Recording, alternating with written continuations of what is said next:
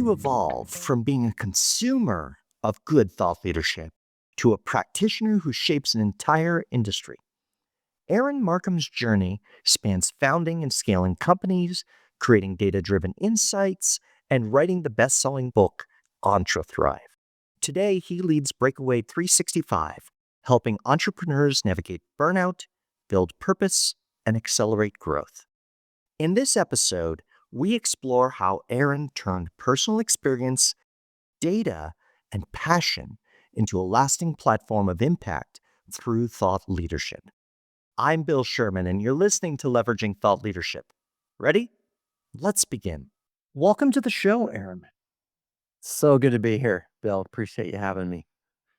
I'm excited for this conversation because you've practiced thought leadership in a number of different forms, wearing different hats. You've been a CEO and an executive founder who's used thought leadership.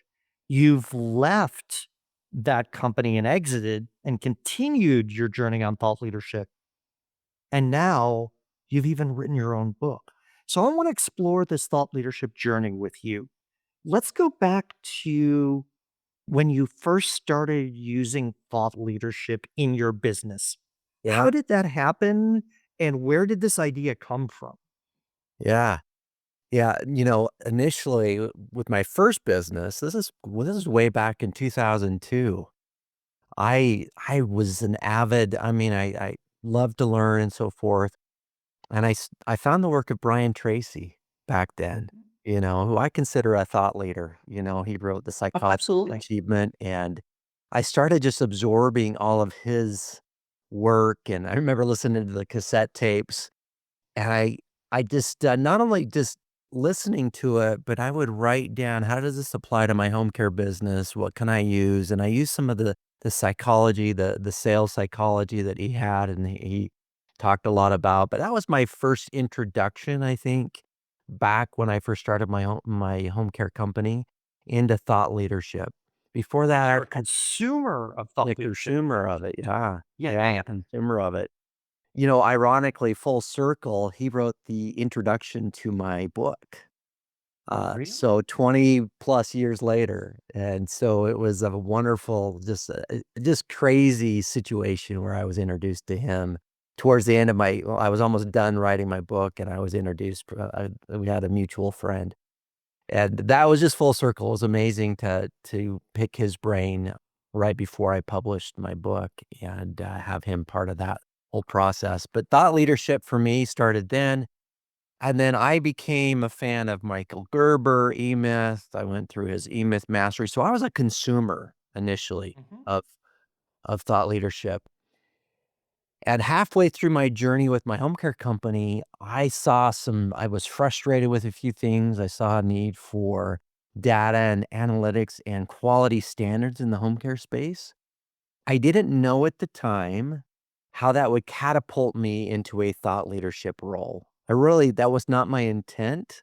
That's not where I was going with it. I wanted to change an industry. I wanted to create better quality standards. So I founded a company after my exit with my home care company that would answer the frustrations that I experienced in my home care business. Like, so many companies are born, right, from our own frustrations. And as I launched that, and we started gathering all this data, and we started making a difference in the industry, then I was kind of put out into this. I wasn't expecting it. In fact, I remember my first time I spoke in public when I had that company, when I was asked to speak upon on our data. I was like, I did not do a very good job, by the way. I was really a fish out of water, and I learned a lot from that experience.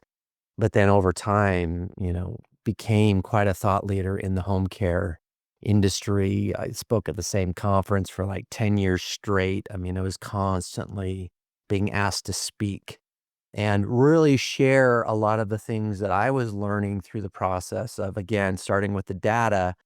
But then over time, it turned into leadership, and it turned into, how do we grow better cultures? And it turned into these things that just it just kind of evolved over time. It wasn't even Later on, it became And more I want to intentional, but initially it was not intentional. Now I'm extremely intentional about my thought leadership, but yeah. and I want to stay with the data analytics company. Yeah. Okay.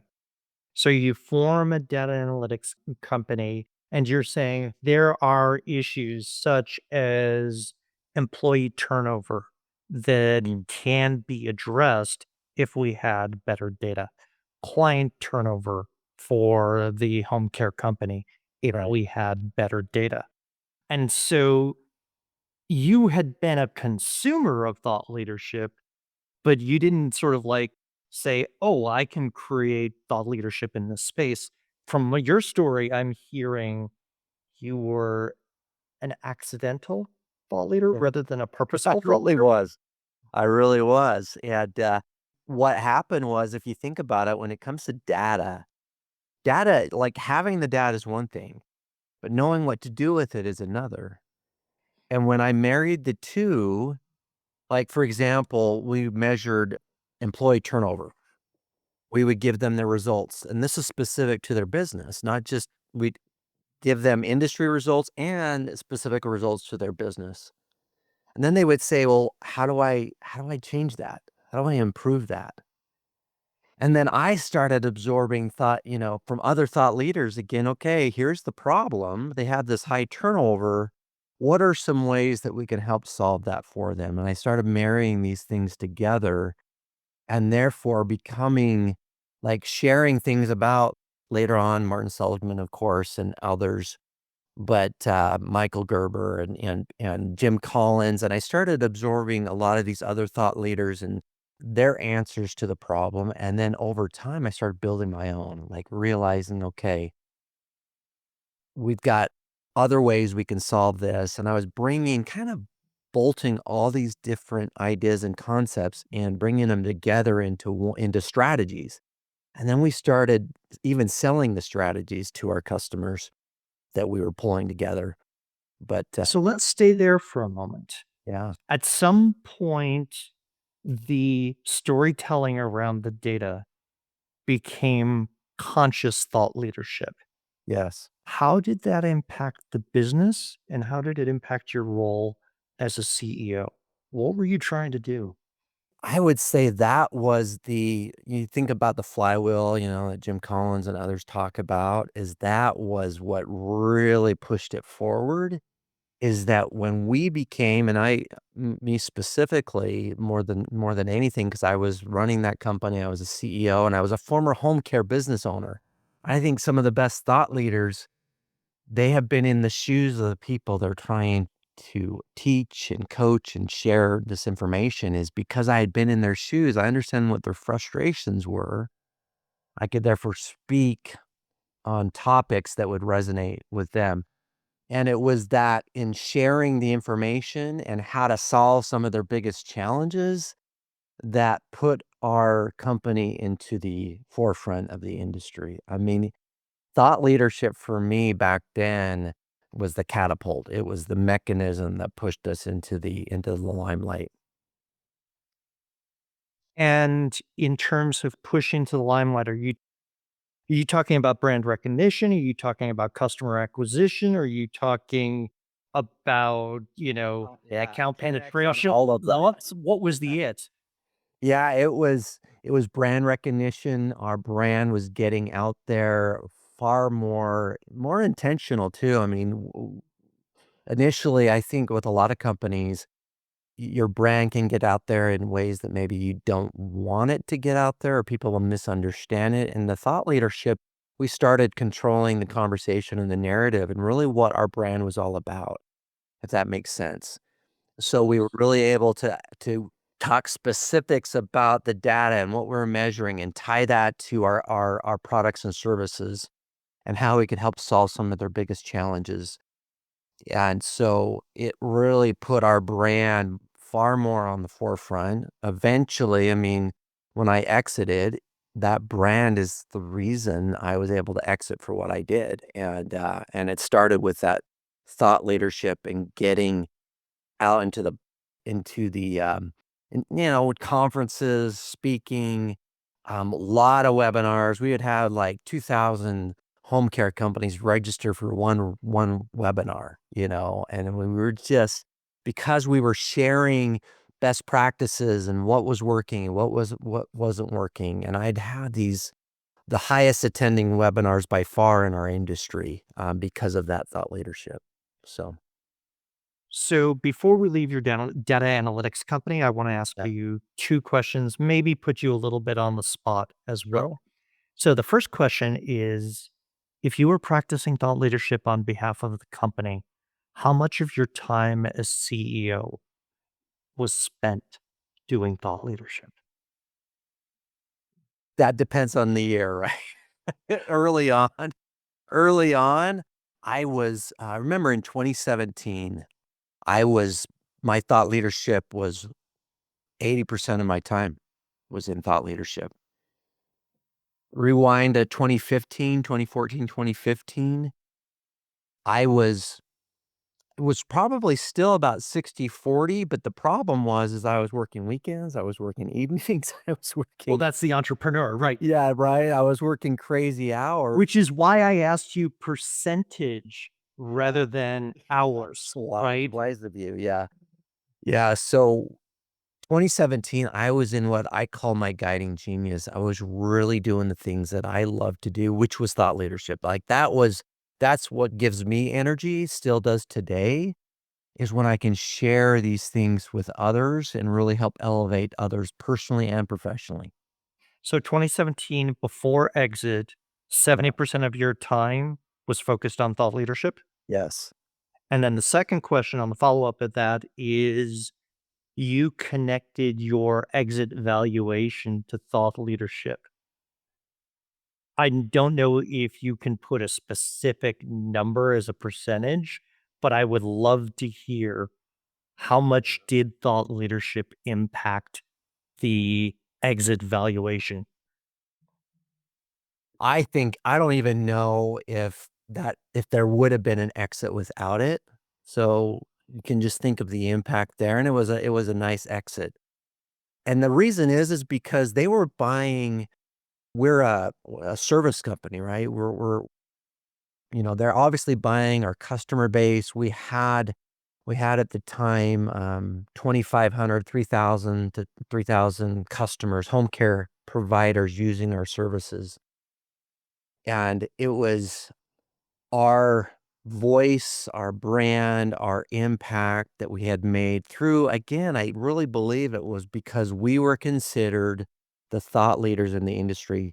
In 2018, actually stepped down as CEO and continued to coach and do some other things. And I would call myself the visionary in the company, chairman, visionary.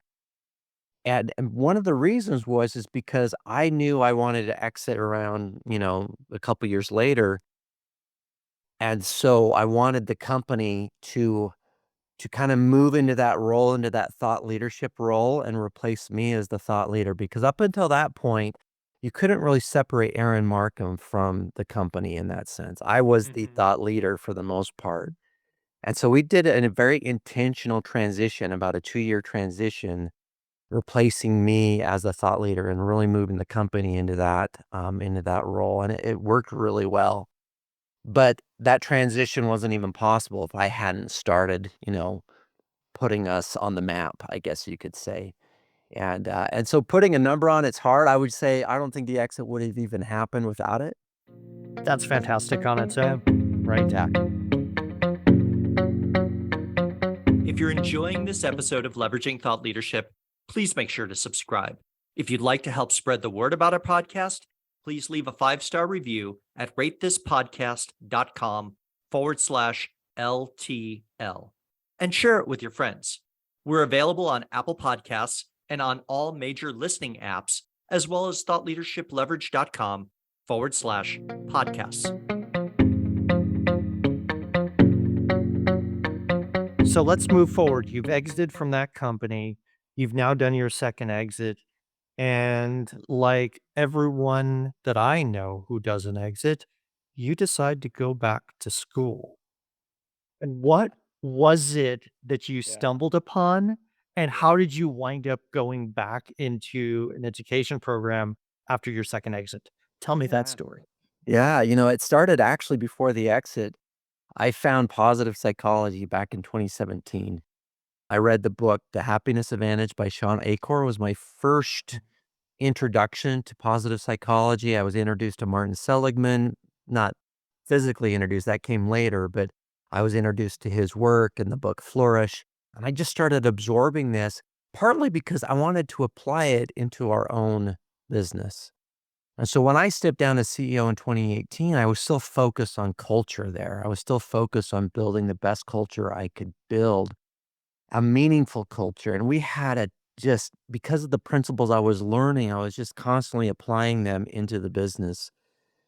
And so when I exited in 2020, I became so fascinated with the field of positive psychology that I applied to the top program in the world at UPenn, the Master of Applied Positive Psychology, because I wanted to learn more, and I absorbed all the books. I'd read pretty much everything I could read. I'm like, I guess the next step is I gotta get my master's degree. I don't know. That was kinda the way I was thinking at the time, and I'm so grateful. It was absolutely transformational. It's a hard program to get into. I was surprised that I got into. I obviously didn't go off my grades in my undergrad, but off the 20 years of experience, and I was able to get in there. And Martin Seligman was my professor, which was amazing. He was my that first semester, in fact, that very first day, I was able to have a conversation with Martin, Dr. Seligman, and, uh, and he's the father of positive psychology. He's the founder. And what fascinated me about positive psychology was that it's not the science of happiness. And in fact, Dr. Seligman Marty was very adamant in that first day that we understood that fact, that he's the guy behind learned helplessness. I mean, he's been Mhm. around a long time, and, he's like, "This is the positive psychology is the proactive side of psychology." It's Rather than what's wrong with you. Yeah, yeah, exactly. Rather than what's wrong, let's say what's right with you and how can we get in front of some of these challenges and these issues? How can we create, like in the workplace, a more self-determined worker or employee? And what's the science behind all of that? And so there's been so much research done in the field of positive psychology by people like Martin Seligman, Chris Peterson, Mihai Csikszentmihalyi. So many that have done so much research in that field, which and it continues to be. Marty is he's kind of the Many of his colleagues have passed, like Chris Peterson and Mihai Csikszentmihalyi, and Marty's still moving along, and he still teaches at UPenn. He's 80. I wanna say Marty's 83, 84, somewhere in there. So, yeah, pretty amazing. But from that, I was able to work with some amazing people, but I went into the program I think with any program like this, especially at this point in my career, is I learn best when I have my target audience in mind and how I want to apply the principles. So right from the get-go, I had the entrepreneur in my mind, myself, and how I could solve some of their greatest issues, burnout, stress, anxiety, especially some of those aspiring entrepreneurs. My whole capstone was about the aspiring entrepreneur and why they quit so quickly. We often hear it's cash, but in my research, that's secondary. They don't necessarily run out of cash, they run out of steam. They run out of they run out of freedom, you know? So, anyway, there's just it's fascinating to talk about, why they quit so quickly, and some of the best ideas don't come to fruition because of that issue, and I wrote a whole capstone on that. So, anyway. And I want to turn to your work now Yeah, as a practicing thought leader, right? You've written a book, you've identified a target population, you said entrepreneurs, and you've really been trying to create impact. yeah. But my question is first question is, why? Why continue to practice thought leadership? What is it in you that fuels you? I think not think, I know I'm wired for it. I talk about this in my book, this, grit scale. Angela Duckworth talks about it in her book a little bit, but it starts with curiosity, interest. Curiosity is the first one, interest is the second, practice is the third, passion's the fourth, and calling's the fifth. And the further you get on that grit scale or that grit continuum, the more staying power you have. And as a thought leader, I feel called to that. I feel called to share, to not only share what I've learned, like a lot of people share what they learn, but I have this ability, this innate ability to take various learnings and create application for a specific audience. In this case, entrepreneurs. Right now, I work with a lot of home health, home care, healthcare type entrepreneurs, senior living as well, and, I love working with them, but I've helped companies like trucking companies as well. It's so much of this information and the thought leadership that I share with entrepreneurs is agnostic. My book, Entre Thrive, is for the general entrepreneur, these 8 laws that I talk about in the book, and I just feel called to it, Bill. It's not the money anymore. It's really feeling called, and I don't wanna ever retire. It's just not in my DNA to retire. I'm not against people who do, but it's not in my DNA. So, So, when I ask that question of others who are founders who have exited, executives who have left an organization that they've led for many years, I've heard them express things like, I don't want to ride off into the sunset on a golf cart, yeah, right? Is it that you right. also want to stay relevant or help me understand that? That's really a good question. I made a promise to myself when before I even exited my last company that regardless of what the exit looked like, or what even if I could justify retirement, I made a promise to myself that I would continue to make an impact, continue to learn, and never grow complacent. And I think those promises that we make to ourselves are the most important promises that we make. And I've really tried to stay true to that promise is that if I can continue to give and continue to be a giver and not a taker, and you know, I love to, one of my favorite things is to go out and learn from other thought leaders and being able to share that. A lot of people aren't wired like that necessarily. And so and that's great. I mean, that's my audience is most of them are not thought leaders. And so if I can be that person to go and make those connections, I mean, my coach is Dan Sullivan with Strategic Coach. I mean, he's very well known out there, and I'm one of the very few who have Dan as their coach. And I make that kind of investment because I know other people probably aren't willing to make that. If I can make that investment and take some of the things that Dan is sharing with me and help these other entrepreneurs that I'm working with understand things better, and how to apply some of these principles in their own lives. Because I don't have the market on, neither does Dan, neither does anyone have the market on everything thought leader. I mean, there's so much out there. And so if I can just start pulling and grabbing and applying it into their lives, that's just what I feel like I'm called to do, wired to do, so So, I want to ask you a question looking forward. You've described many different phases on your journey as a thought leader: consumer, CEO, student, practitioner, okay, as a retired exec and founder. I want you to look forward maybe 3, 5 years. yeah. Where does your thought leadership journey take you? Where are you heading and why? Yeah.